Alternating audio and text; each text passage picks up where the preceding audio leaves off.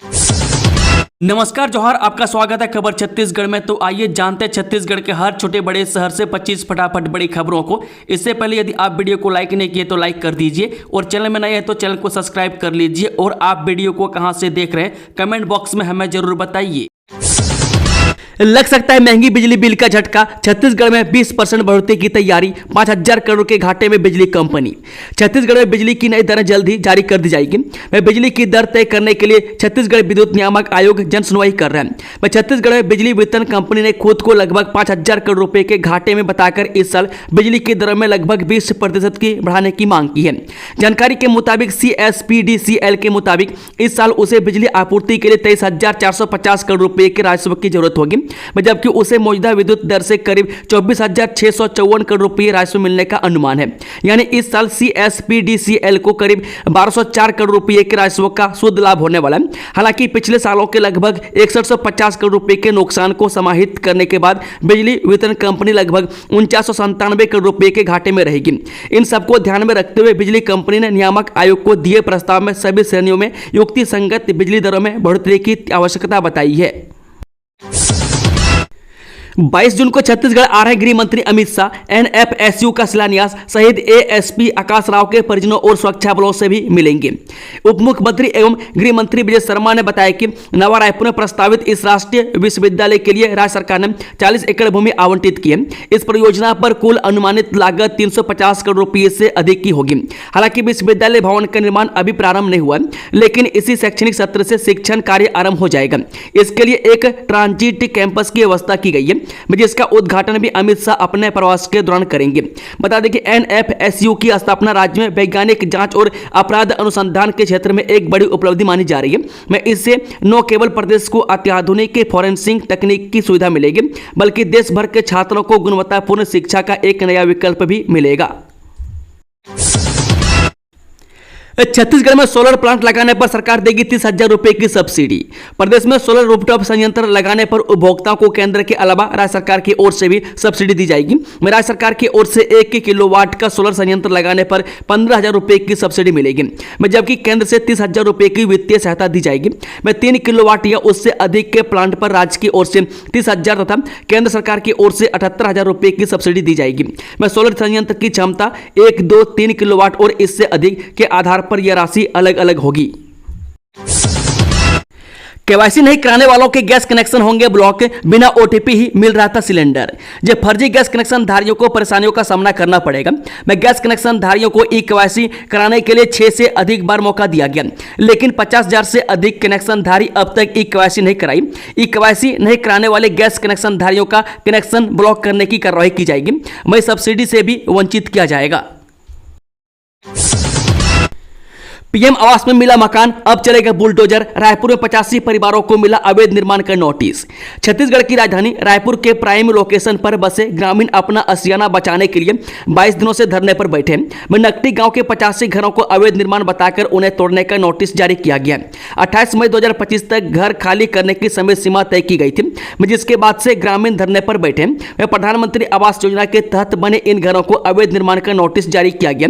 मामले में स्थानीय सांसद के पत्र से लोगों में अपना घर दोबारा मिलने की आस जग गई है। सरकार के रिकॉर्ड में नकटी गांव की 58 एकड़ जमीन चारागाह के लिए दर्ज है, जिसे सरकार ने विधायक कॉलोनी के लिए प्रस्तावित किया है। इस जमीन में से 32 एकड़ जमीन में रह रहे 85 परिवारों को नोटिस दिया गया। यहां रहने वाले लोगों के पास 1200 से लेकर 20,000 वर्ग फीट जमीन पर कब्जा है। सरकार के नोटिस से 300 लोग प्रभावित होने वाले हैं। बता दें कि यह जगह 90 विधायकों और अधिकारियों को आवंटित की जाएगी। MP छत्तीसगढ़ समेत 9 राज्यों के लिए 2,35,000 घरों को मिली मंजूरी। महिलाओं को प्राथमिकता, ट्रांसजेंडर के लिए भी स्वीकृत हुए आवास। जो केंद्रीय मंजूरी और निगरानी समिति की बुधवार को हुई तीसरी बैठक के दौरान प्रधानमंत्री आवास योजना शहरी 2.0 के तहत निर्माण के लिए लगभग 2,35,000 घरों को मंजूरी दी गई है। जिन 9 राज्यों को यह स्वीकृति मिली है उनमें छत्तीसगढ़ और मध्य प्रदेश भी शामिल है। आवासन एवं शहरी मामलों के मंत्रालय ने बयान जारी कर बताया कि इस प्रकार PMAYU 2.0 के तहत अब तक स्वीकृत घरों की कुल संख्या 7 लाख के आंकड़े को पार कर गई है। PMAYU 2.0 को 4 वर्टिकल लाभार्थी नेतृत्व, निर्माण, भागीदारी में किफायती आवास, किफायती किराए के आवास और ब्याज सब्सिडी योजना के माध्यम से क्रियान्वित किया जा रहा है। अब हर एटीएम से मिलेंगे 100 और 200 रुपए के नोट। आरबीआई ने जारी किया नया आदेश। रिजर्व बैंक ऑफ इंडिया ने देश भर के बैंकों को निर्देशित किया है कि अब एटीएम में 100 और 200 रुपए के नोटों की अधिकतम उपलब्धता सुनिश्चित की जाए। लगातार सामने आ रही शिकायतों के बाद यह बड़ा फैसला लिया गया। में कई जगहों पर 500 और 200 के नोट ही निकल रहे थे, जिससे लोगों को खासा दिक्कतों का सामना करना पड़ रहा था। बता दें कि आरबीआई का उद्देश्य है कि छोटे नोटों की सुचारू आपूर्ति हो, जिससे ट्रांजैक्शन में आसानी रहे और आम लोगों को खुले पैसों के लिए परेशान न होना पड़े। इसके तहत बैंकों को कहा गया है कि हर एटीएम में 100 और 200 रुपए के नोट पर्याप्त मात्रा में लोड किए जाएं। बता दें कि 1 जुलाई 2025 से देश भर के सभी बैंकों को यह गाइडलाइन फॉलो करनी होगी। अगर किसी एटीएम में केवल बड़े नोट उपलब्ध पाए गए तो उस बैंक पर कार्रवाई भी की जा सकती है। 2025-26 शिक्षा सत्र में होगी 4 बैठक। स्कूल शिक्षा विभाग ने जारी किया आदेश। स्कूल शिक्षा विभाग ने विद्यालय प्रबंधन समिति तथा विद्यालय प्रबंधन तथा विकास समिति की त्रैमासिक बैठक हेतु आदेश जारी किया। में जारी आदेश के तहत एक शिक्षा सत्र में कुल 4 बैठकें होंगी। में सभी बैठकों की तिथियां भी आदेश में जारी किया गया है। कौन बनेगा छत्तीसगढ़ का नया मुख्य सचिव? अमिताभ जैन होंगे रिटायर। ये 4 नाम रेस में शामिल। छत्तीसगढ़ के मुख्य सचिव भारतीय प्रशासनिक सेवा 1989 बैच के अधिकारी अमिताभ जैन 30 जून को रिटायर हो जाएंगे। उनके बाद राज्य के अगला मुख्य सचिव कौन होगा, इसकी अटकलें शुरू हो गई है। छत्तीसगढ़ में इस वक्त 1991 बैच की अतिरिक्त मुख्य सचिव रेणु पिल्ले, 1992 बैच की सुब्रत साहू, 1994 बैच की ऋचा शर्मा और मनोज पिंगुआ इस वक्त छत्तीसगढ़ में सेवाएं दे रहे हैं। वहीं 1993 बैच के अमित अग्रवाल, 1994 बैच की निधि छिब्बर विकासशील प्रतिनियुक्ति पर प्रदेश से बाहर सेवाएं दे रहे हैं। ऐसे में माना जा रहा है कि रेणु पिल्ले, सुब्रत साहू, ऋचा शर्मा और मनोज पिंगुआ की स्वाभाविक दावेदारी सबसे अधिक प्रबल है। वक्फ संपत्तियों की फर्जी रजिस्ट्री, सीबीआई जांच कराने की तैयारी। जल्द राज्य सरकार को प्रस्ताव भेजेगा बोर्ड। छत्तीसगढ़ वक्फ बोर्ड की संपत्तियों पर अतिक्रमण और फर्जी रजिस्ट्री का मामला सामने आया में करीब 500 करोड़ रुपए की अतिक्रमित संपत्तियों की सीबीआई जांच की तैयारी कर रही है। इस संबंध में वक्फ बोर्ड राज्य सरकार को प्रस्ताव भेजेगी। वहीं अतिक्रमित संपत्तियों पर हुए निर्माण पर बुलडोजर चलाने की भी तैयारी है। मैं दिल्ली से केंद्रीय मंत्री किरण रिजिजू से मुलाकात कर रायपुर लौटे वक्फ बोर्ड के अध्यक्ष सलीम राज ने कहा, किरण रिजिजू ने सभी दस्तावेज मांगे। में सीबीआई जांच पर चर्चा हुई है। मैं जल्द ही हम राज्य सरकार को सीबीआई जांच की अनुशंसा के लिए प्रस्ताव भेजेंगे। मैं कई बार फर्जी रजिस्ट्री कराने वालों को नोटिस भेजा गया है। एआई के साथ संस्कृत में डिप्लोमा देगा रविशंकर विश्वविद्यालय। इसी सत्र से 5 नए पाठ्यक्रम होंगे प्रारंभ। जब पंडित रविशंकर शुक्ल विश्वविद्यालय आर्टिफिशियल इंटेलिजेंस के साथ ही संस्कृत में भी डिप्लोमा पाठ्यक्रम की शुरुआत करने जा रहे हैं। इन 2 डिप्लोमा पाठ्यक्रमों सहित रविशंकर विश्वविद्यालय 5 नए कोर्स शैक्षणिक सत्र 2025-26 से प्रारंभ करेगा। इन सभी पाठ्यक्रमों के लिए ऑफलाइन आवेदन रविशंकर विश्वविद्यालय द्वारा मंगाए जाएंगे। मैं इनके लिए प्रवेश परीक्षा नहीं होगी। मैं सभी पाठ्यक्रमों में दाखिले पहले आओ पहले पाओ के आधार पर दिए जाने की तैयारी है। विश्वविद्यालय के विभिन्न अध्ययन शालाओं एवं विभागों के माध्यम से ये पाठ्यक्रम संचालित किए जाएंगे। प्राप्त जानकारी के अनुसार प्रवेश प्रक्रिया ऑफलाइन माध्यम से 20 जून से प्रारंभ होगी। छात्रों को 30 जून तक का समय इन पाठ्यक्रमों में आवेदन के लिए दिया जाएगा। प्रबंधन के मुताबिक छात्रों को रोजगार के नए अवसर मिल सके, इसलिए इन पाठ्यक्रमों को लॉन्च किया गया। विद्यार्थियों के शैक्षणिक, व्यावसायिक एवं वैचारिक विकास को ध्यान में रखते हुए इन कोर्स को डिजाइन किया गया। अधिकतर पाठ्यक्रम नवाचार, भारतीय ज्ञान परंपरा, योग एवं महिला अध्ययन जैसे विषयों पर केंद्रित है।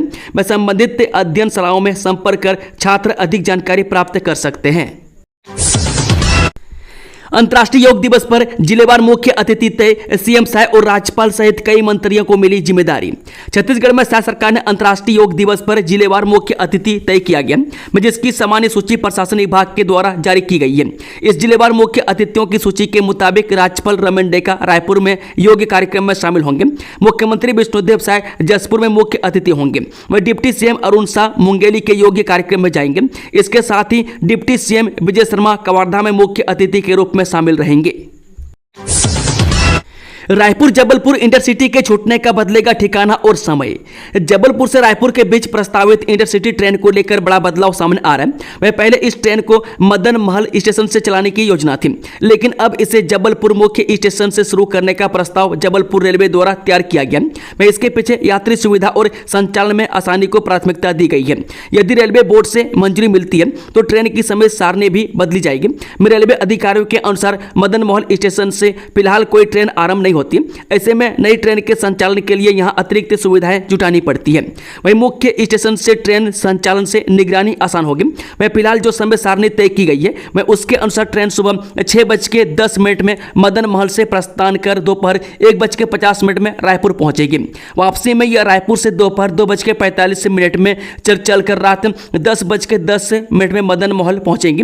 लेकिन यह यात्रा अवधि लगभग 7 घंटे 40 मिनट रेलवे के लिए चुनौतीपूर्ण मानी जा रही है। मैं जबलपुर गोंदिया रूट पर पहले से ही ट्रेनों की क्रॉसिंग और कई जगहों पर ठहराव के चलते देरी की आशंका बनी रहती है। मदन महल की तुलना में जबलपुर मुख्य स्टेशन से ट्रेन संचालन की निगरानी आसान होगी। में रखरखाव बेहतर हो सकेगा और यात्रियों को लंबी दूरी की कनेक्टिंग ट्रेनों तक पहुंचने में सहूलियत मिलेगी। झारखंड शराब घोटाले मामले में छत्तीसगढ़ का बिजनेसमैन रायपुर से अरेस्ट, एसीबी का एक्शन। झारखंड के शराब घोटाले में एंटी करप्शन ब्यूरो यानी कि एसीबी ने छत्तीसगढ़ के कारोबारी सिद्धार्थ सिंघानिया को गिरफ्तार कर लिया है। जानकारी के अनुसार झारखंड एसीबी की टीम ने उन्हें रायपुर के पास किसी स्थान पर दबिश डालकर गिरफ्तार किया। उन्हें वहां की अदालत में पेशी के बाद ट्रांजिट रिमांड पर रांची लाने की तैयारी की जा रही है। सिद्धार्थ सिंघानिया के खिलाफ 12 जून को एसीबी ने विशेष कोर्ट से गिरफ्तारी वारंट हासिल किया था। पूर्व में एजेंसी ने उन्हें पूछताछ के लिए हाजिर होने का समन भेजा था, लेकिन तय तारीख पर वे न तो उपस्थित हुए थे और न ही कोई जवाब दिया था। छत्तीसगढ़ एंटी करप्शन ब्यूरो ने छत्तीसगढ़ शराब घोटाले की जांच के दौरान कारोबारी सिद्धार्थ सिंघानिया के घर पर छापा मारा था, तो वहां से एक डायरी बरामद हुई थी। उड़ीसा में महिलाओं पर बढ़ते अत्याचार पर कांग्रेस सख्त, खड़गे ने बनाई 5 सदस्यीय जांच टीम। उड़ीसा के गोपालपुर में सामने आए बलात्कार के भयावह मामले और पिछले कुछ वर्षों में हजारों महिलाओं के लापता होने की घटनाओं के बाद अब राजनीतिक हलकों में हलचल तेज हो गई है। कांग्रेस अध्यक्ष मल्लिकार्जुन खड़गे ने इस गंभीर मसले को लेकर एक 5 सदस्यीय तथ्य जांच यानी कि फैक्ट फाइंडिंग टीम गठित कर दी है। इस टीम में वरिष्ठ कांग्रेस नेता दीपा दास मुंशी, रंजीत रंजन, प्रणीत सिंधे, ज्योतिमानी और शोभा ओझा को शामिल किया गया। यह टीम घटनास्थल पर जाकर पीड़ितों, परिजनों और प्रशासनिक अफसरों से मुलाकात कर रिपोर्ट तैयार करेगी। पीएम आवास योजना में लापरवाही, पंचायत सचिव निलंबित, सहायक कर्मचारी और आवास मित्र को भी नोटिस। मस्तूरी जनपद की ग्राम पंचायत बिटकुला में प्रधानमंत्री आवास योजना ग्रामीण के अंतर्गत आवंटित राशि में अनियमितता सामने आने के बाद पंचायत सचिव भूपेंद्र यादव को तत्काल प्रभाव से निलंबित कर दिया गया। यह कार्रवाई जिला पंचायत सीईओ संदीप अग्रवाल के निर्देश पर 18 जून को की गई है। सीएम विष्णुदेव साय के निर्देश पर शारदा धाम पर्यटन स्थलों की सूची में शामिल श्रद्धा और ज्ञान का है अनोखा संगम। छत्तीसगढ़ और झारखंड की अंतर्राज्यीय सीमा पर स्थित प्रसिद्ध धार्मिक व प्राकृतिक पर्यटन स्थल शारदा धाम को मुख्यमंत्री विष्णुदेव साय के निर्देश पर छत्तीसगढ़ टूरिज्म बोर्ड ने राज्य के चिन्हांकित पर्यटन स्थलों की सूची में शामिल कर लिया। पर्यटन बोर्ड ने इसके लिए परिपत्र जारी कर दिया। बोर्ड के इस निर्णय से इस पर्यटन स्थल को एक नई पहचान मिल सकेगी। बोर्ड इसके प्रचार प्रसार के साथ ही पर्यटकों के लिए मूलभूत सुविधाओं के विकास के लिए बजट उपलब्ध करा सकेगा। लंबे समय तक पति मानकर शारीरिक संबंध बनाना दुष्कर्म नहीं, छत्तीसगढ़ हाईकोर्ट का फैसला।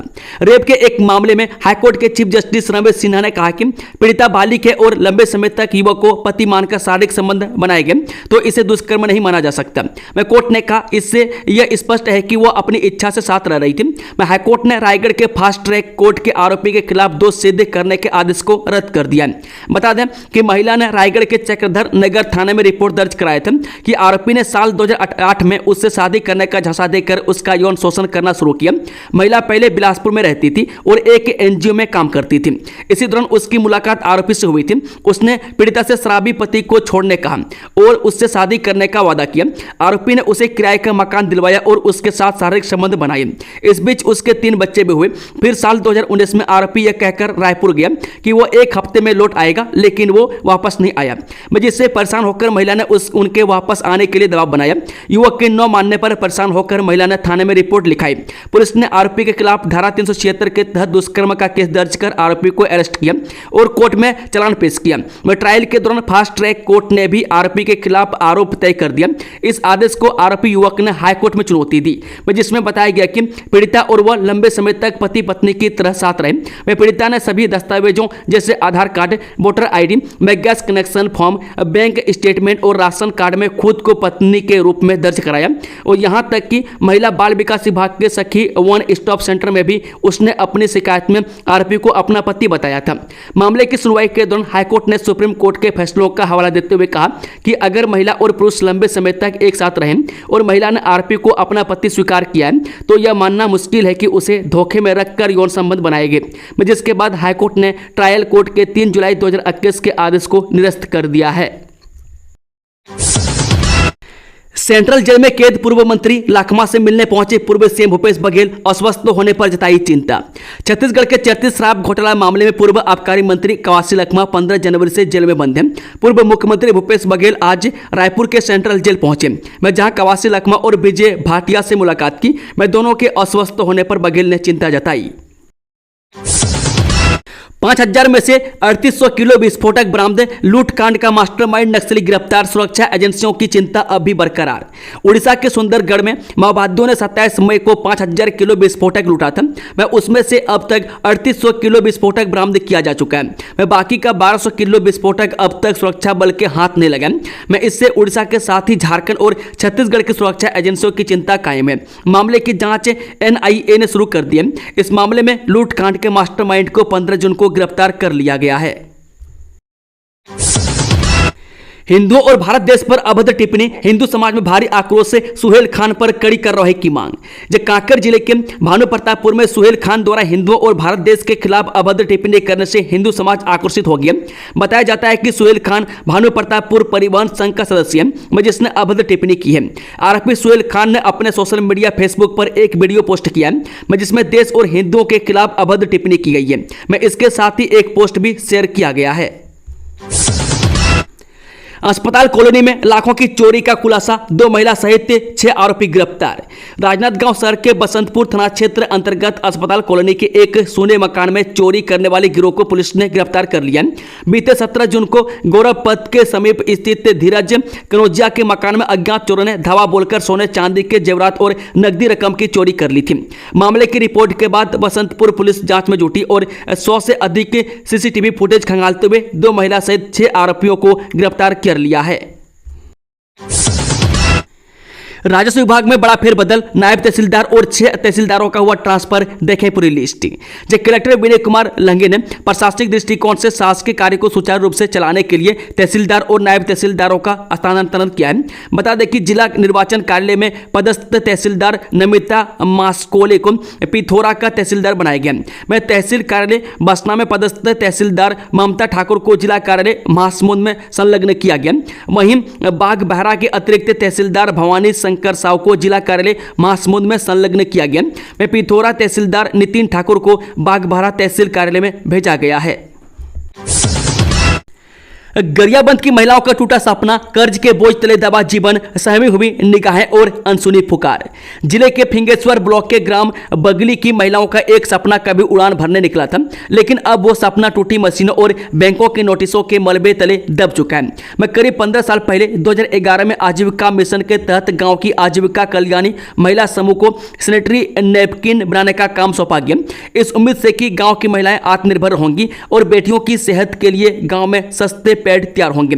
मैं इसके लिए ग्रामीण बैंक से 4 लाख से अधिक का कर्ज मिला, मशीनें खरीदी गई, मैं काम शुरू हुआ, पैड तैयार हुए, मगर प्रशासन की बेरुखी और बाजार की कमी ने इस पहल की डोर ही काट दी। मशीनें खराब हुई तो महिलाएं मैकेनिक के लिए दर-दर भटकी, मगर कहीं से मदद नहीं मिली। वह पैड बिके नहीं, आमदनी सुनी रही और उल्टे घर की जमा पूंजी इस काम में झोंकनी पड़ी। आखिर थक हार कर महिलाओं ने काम बंद कर दिया। आज वो मशीनें कबाड़ में तब्दील हो चुकी है। महिला का अश्लील वीडियो बनाकर वायरल करने की धमकी, आरोपी दंपति ने वसूले 2 करोड़ रुपये, दोनों आरोपी गिरफ्तार।